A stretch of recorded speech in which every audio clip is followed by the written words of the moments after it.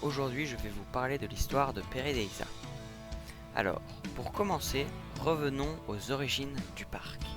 C'est en 1992 qu'Eric Dombe va racheter le domaine abyssial de Cambron-Casteau d'une superficie de 52 hectares, dont 12 hectares d'eau.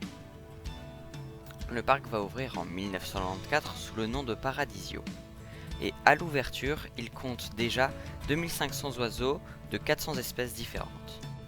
Le parc, lors de sa première année d'ouverture, accueillera 152 000 visiteurs, ce qui est en dessous des 250 000 personnes attendues. Il faudra attendre 5 ans pour qu'il enregistre ses premiers bénéfices.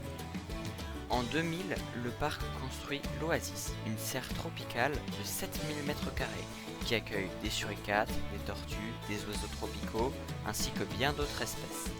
L'année suivante, le parc va bâtir 2 îles, celle de Madidia Island, qui accueille les Saïmari, les Saki et les Tamarins-Lions, et celle de Nosicomba de 3500 m², qui accueille les Lémuriens dans un village d'indigènes. Le Nautilus, un ancien château, est aménagé en aquarium. Il abrite plus de 3500 poissons. En 2002, une série d'enclos aquatiques sont édifiés sous le nom de l'Algoa Bay. Il accueille des otaries, des phoques ainsi que des manchots, ces deux dernières espèces déménageant à un autre endroit du parc en 2017. L'année suivante, le parc voit arriver un baleinier, le Mersus Emergo. Sa longueur est de 100 mètres et sa largeur est de 33 mètres.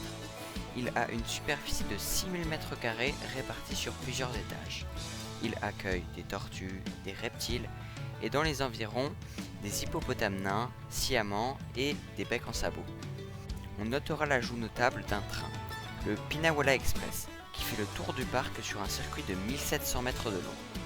Après une année sans nouveauté, le parc va faire l'acquisition de bisons en 2005.